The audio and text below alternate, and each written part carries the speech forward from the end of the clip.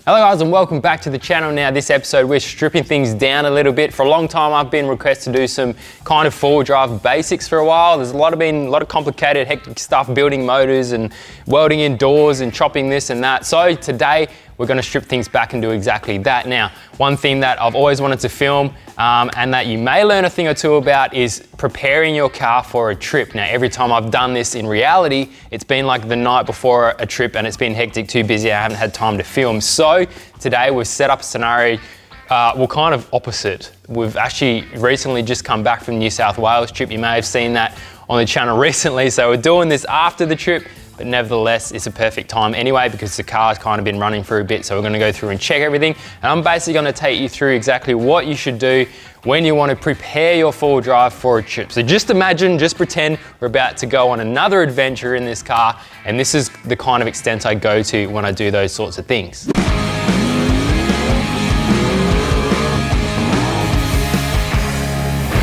my God! Oh, yeah. That was crazy.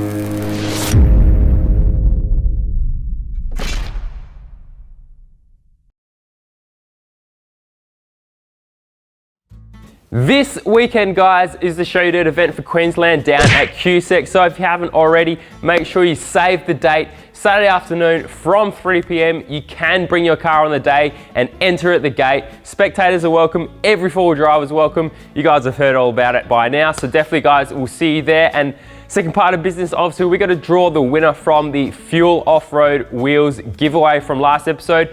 And the winner was Rick Fletcher in his 90s 4Runner. Now, I'm pretty sure the 4Runners have a 6-stud 139 pattern, which I think is like Patrol, even 80 series. So there's plenty of rims for you, Rick. Definitely send me a message on Instagram. We can nut out the ones you want and try and get them sorted for you. Other than that, let's get going with the episode.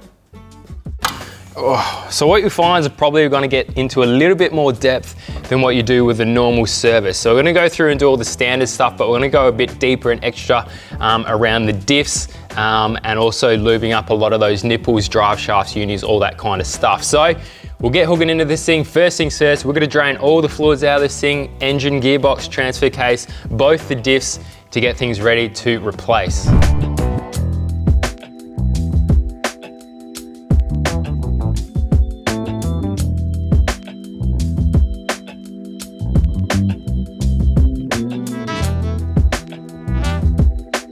All right, now hot little tip when you're doing this, I always like to crack the fuel plug first. Two reasons. First reason is you don't want to end up draining your oil and then not being able to undo that fuel plug to fill it up again. And reason number two, when you do crack that bottom one, it creates a little air vent so the oil comes out much easier and quicker. I just saw a washer flying there. Damn.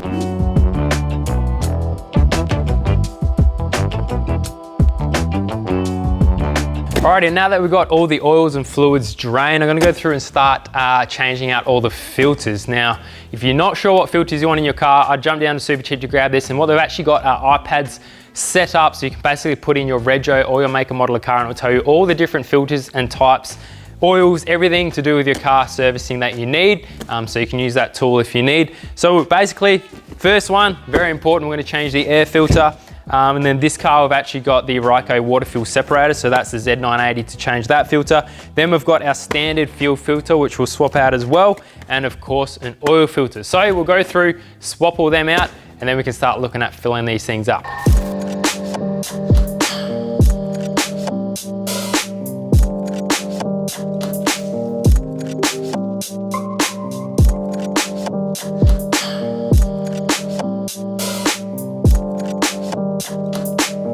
Now you may have noticed while I'm pulling these filters off, there's a little special tool that I'm using now. This is something that's been around for years and years. My dad's been using this sort of thing.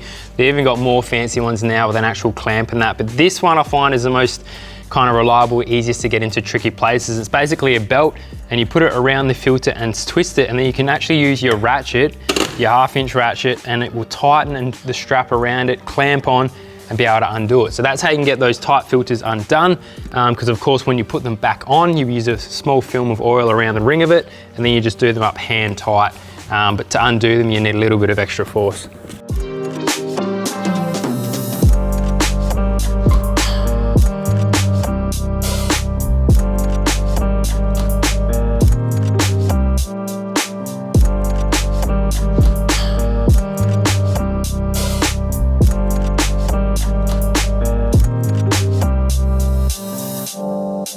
Alrighty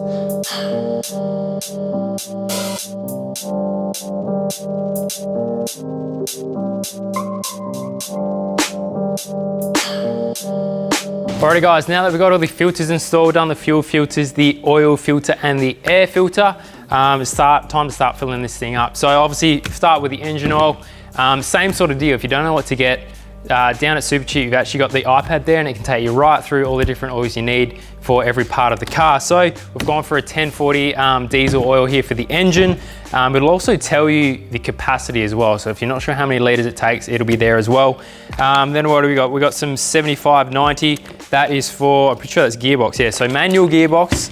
It actually uses the same oil as the transfer case. So we got, I think it was like 2.5 liters or something for the transfer and a little bit more for the manual box, I can't sure, but I got a bunch of these. These are actually pretty awesome. I'll show you how they work in a sec. Finally, gone are the days where you have to use a pump bottle. The old easy squeeze are great. And then for the diffs, front and rear both use an 80-90. So we'll get all these oils in here. I'm gonna do the engine oil, manual, and the transfer case first, but before we do the diffs, we're gonna run through that Swivel Hub Rebuild. So let's get these oils in here and then start working on that diff.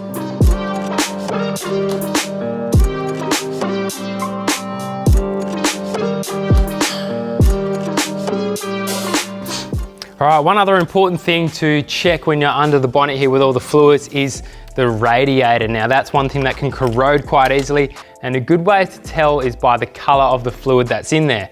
So this one looks pretty good. I can see it's still quite red. So it's got the, probably got Toyota red in this one still, but I have had radiators before. If it starts getting a little bit of brown, a bit of sludge, maybe a bit of corrosion, floaties in there, it's time for a flush out. Now I've done this a couple of times before on previous cars. You get this real acidic flush wash, it's like a concentrate. Dump all the fluids, fill it up with some water and put that flush agent in there. Run the car till up to temperature, flush it again. You can do that a couple of times to clear out all the corrosion and crap. And then you want to put in some proper grade coolant. So for your vehicle, what have I got here? I think I've got an example. So this one's actually designed for diesels. Now this is a premix, so that goes straight in. But if you get a concentrate bottle, sorry, running all over the workshop here. If you get a concentrate bottle, which a lot of guys do, it's a lot smaller and easier to grab. You can just top it up. You make sure you want to use demineralized water or distilled water. So if you put tap water in, anything out of the hose at home, that can actually trigger the corrosion and basically be the catalyst to all that gunk build up and crap you don't want in there. So make sure you're using demineralized water and the correct coolant. Check your vehicle specifications of what's meant to go in there. Don't let the colors mislead you too much because some different manufacturers run different colors. That is literally just a dye in the coolant. You've got to look at the properties and what it's actually designed for. I think like a Toyota red in Nulon's range, I think that's like the yellow or something like that. So you need to make sure that you know what you're buying, not just from the color. Color matching sometimes is the wrong way to go. So I'm actually gonna do a tech tip soon about all the different colors and what they mean in the different properties. So keep an eye out for that. But yeah, this one's looking pretty good. It's topped up, might add a little bit of extra in there. Because it's not super topped all the way up. But other than that, she's looking healthy and clean. Good if I got it in the hole. All right, it's a little bit tricky to show what's going on under here, but basically both the manual gearbox and the transfer case, they have a fill and a drain plug. So obviously we undid the drain plug and drained it earlier. Now the fill plug, they don't have a dipstick. You basically fill up the oil in the fill plug until it just starts dripping out that hole, and that sets your level. So it's really tricky to kind of pour in there. So ever since I got hold of these easy squeeze bottles, I never look back because you basically just squeeze it in, pump it in, so simple. I've tried pump bottles, you try forcing your arm up there and putting it in, it's a pain in the butt, absolute messy job. So ever since these came out, it's made this job that much easier.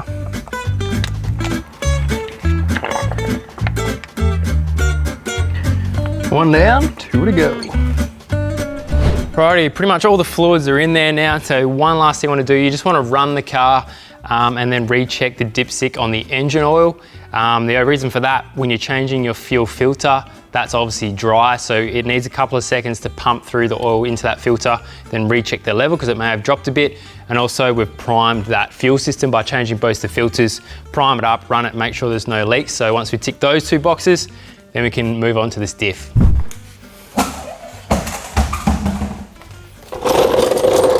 Righty, now I've just ripped the front wheel off here because we're going to start looking at the Swivel Hub Assembly. Now, why am I recommending you do this? Number one, I can probably guarantee it hasn't been done in a very long time. Who's ringing me? Hello. Hey, good. Such a life without a wife, eh? All right, bye. Anyway, what I was saying, Swivel Hub Assembly. So yeah, I recommend doing this because they normally wear out pretty quick, and that whole seal on the back side of your hub there, that's what lets water and all sorts of crap. And if you get water in there when you're doing a trip up to the Cape or something with heaps of crossings, then you start getting bearings fail and all sorts of crap. Another big thing, when you do this rebuild, you're actually doing your kingpins at the same time. Now the kingpin bearings, generally a lot of time, especially on patrols, is the reason you kind of get those death wobbles happening at like 80, 90K. So you can fix that, sort of two birds with one stone there. So pretty much pulling it apart simple, you just rip off whatever you can see and get it right down to the actual diff itself. So I'll get stuck into pulling it apart. We'll just run a time lapse, and then as we put it together, I'll sort of explain what's going on and what each piece does. And then yeah, assemble it together and then basically mimic the same thing on the other side, and you're all happy days, your diff is good to go.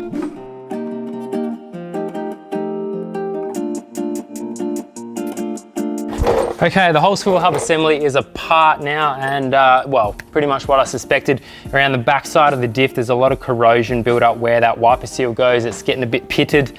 On the inside, I can actually see a bit of orange, which makes me think some water's got in there, and a little bit of the diff oil has blended with the actual CV grease, so it kind of goes a bit more liquidy, which is not good.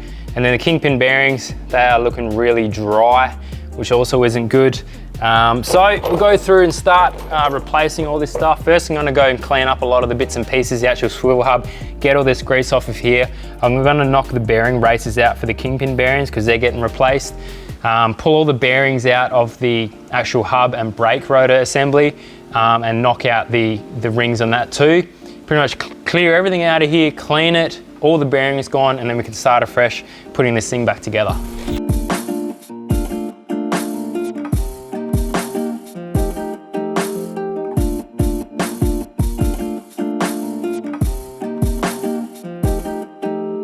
Alrighty, so we got most of the bits and pieces cleaned up now. One thing, it's really hard to find kits for these swivel hubs, but I did end up finding one. I got mine from All 4x4 Spares. They're pretty good. They've got most things OEM, OME, whatever the word is, OEM, yeah. Or direct from Terrain Tamer, either way, here nor there. So this kit has surprisingly a lot of stuff. Obviously you got all your seals, gasket seals, this is for the back of the hub, etc., Kingpin bearings. But inside this washer bag, you actually get like a whole bunch of extra stuff that I thought you may have to reuse. Heap of wiper seals, but you actually get new steel backing plates in here. These things here, so they're replaced. These are the O-ring seals that go onto your brake shield. And even inside this box, you get new lock tabs and nuts, which retain your bearings. So the kit comes with pretty much everything you need to rebuild it. The only thing you're retaining is all the hard metal stuff, big components, bits like this, all that kind of stuff. Now, one extra step I'm going to do that you probably won't need to do is we're going to be replacing a CV on one side, but we're basically going to end up doing both anyway, just for peace of mind. Now, the last trip we had in New South Wales, battling the box here, he had some clicking noise in that front CV, so we're going to go ahead and replace them. This is just a half axle CV assembly, so basically we'll pull out the axle side, knock the new one in. It comes with a bunch of grease and that you can push in, grease her up. But once we get to that stage, putting it together, we'll whack that in. But for now, I think the first step, we'll knock the bearing races out of the diff for the Kingpin bearings. We'll assemble the back bearing in the hub because you can actually put that in, put the race in, put the seal in, and that holds it all together, so that's ready to go. And then I'll show you my little grease packer tool. Actually, I won't show you, we've seen it in another episode. Basically, I'm going to be using my little grease packer thing where you pretty much put your bearing grease in, squeeze it down, and she gets them all done pretty easy and evenly without making a mess all over your hands. That's the biggest thing. What else? Axle seals, so we'll whack them in too, and then we're looking pretty good.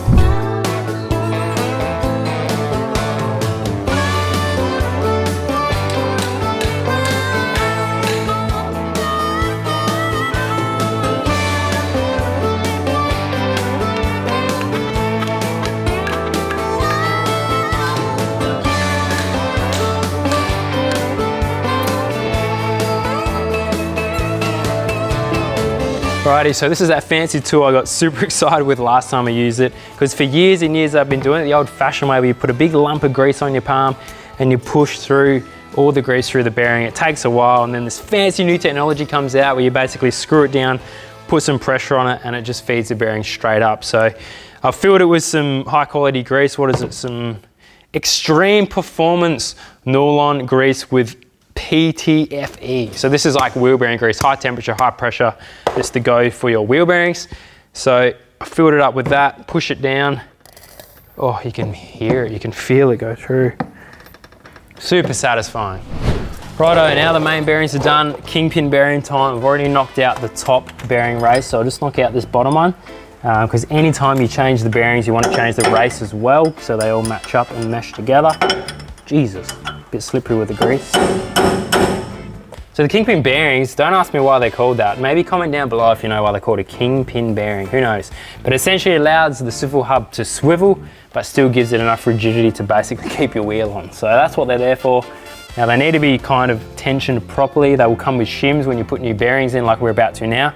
They're going to be the biggest they ever kind of are, because they're brand new, so they don't wear down. So you leave the shims in. This one's already got a little shim stack on the top plate. So we'll leave that in there.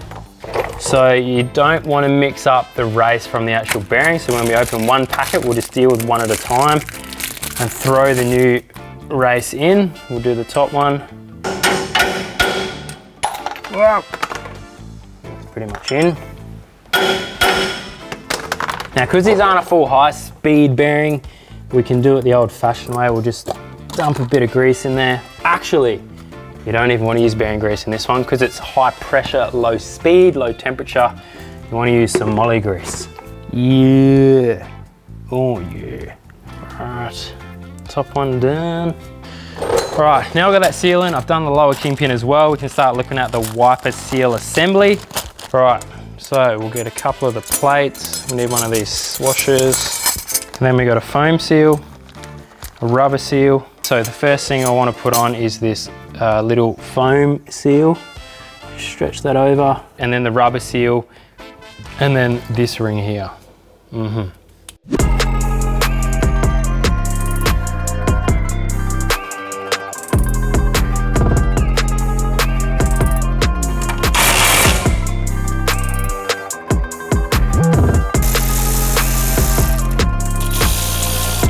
Alrighty, that swivel hub assembly is on. I've put the washer seal on as well and nipped up the back with the plate and everything, so that's all done. The way to check those Kingpin bearing shims, you've got to take both the steering arms off and you basically measure the amount of resistance as you turn. There's a spec somewhere in the manual. I think it's like newtons or something, some force. I need to find that so I can check that, make sure the shim's done up right. So I'll do that tomorrow. I've got to duck off now for a bit, find that spec in the manual so we can set that shim, and then we can continue on putting all this together. Sort that axle out, put those new CVs in, and then it's pretty much putting the end on, those new bearings on, nipping it all up, done. The next day. Alrighty, we're here on the next day. Swivel hub assembly is complete. Put all the rest of that backing plate on. We've torqued up all the Kingpin bearing bolts, brackets. I did a shim test. Basically, you put a little measuring device on the end of the, what do you call this bit? That's like the tie rod end. Yeah, we'll run with that. So the next thing I'm gonna do now is sort out the CV. Obviously, you've got those replacements there, so we'll knock the axle out, put the new CV on, throw her in there. We've got that new seal and the axle seal's done. Once the CV's in there, we'll pump her up with the grease supplied from Terrain Tamer there. And then once that's all greased up, we can start adding on, putting the wheel bearing section on, getting this hub on, job done. Ah!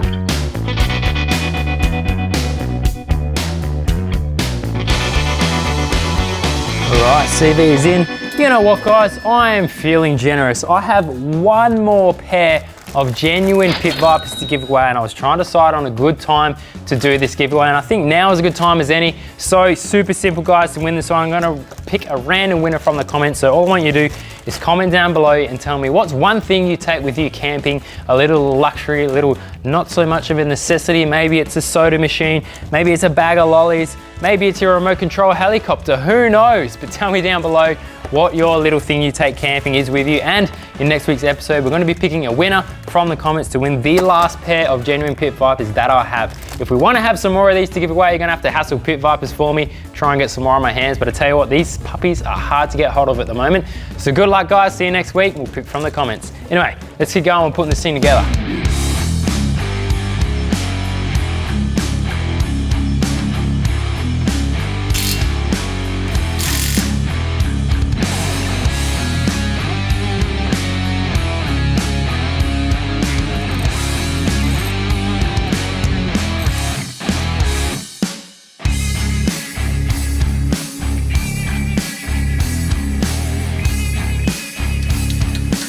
Bloody tools everywhere. Alrighty, now we've got the full hub, disc, everything back together. That is job done for that bit. Now next, when it comes to servicing, brakes are another massive thing, but not too long ago, you may remember when we built this thing, we put the Bendix Ultimate brake kit in. Now that came with slot and vented rotors and ceramic pads. So I have some new ones here, but I've just checked the pads and really there hasn't been much wear because this thing's only been on the road for the last couple of months. So there's no issues with the pads that are on there, so we're gonna whack it in, but it's always good to check your brakes before you do that. Now the rear diff as well, that was also done, so I'm not gonna go through and redo this whole thing on the back, but it's essentially the same thing, it's just a lot more simple. You don't have those Kingpin bearings, you pretty much pull the axle out, and then that whole hub comes off with the nut, and you can just repack your bearings and put it back together, or replace them if you feel like they need doing. So that's pretty much a wrap up. Other side's obviously the same. We're gonna have to do that because there's a clicking CV over there, but I'm not gonna bother filming that as well. So once you've gone through and done your discs, we'll get all this back together and then I'll run you through sort of the final checks that I go through before you start shooting off down the highway.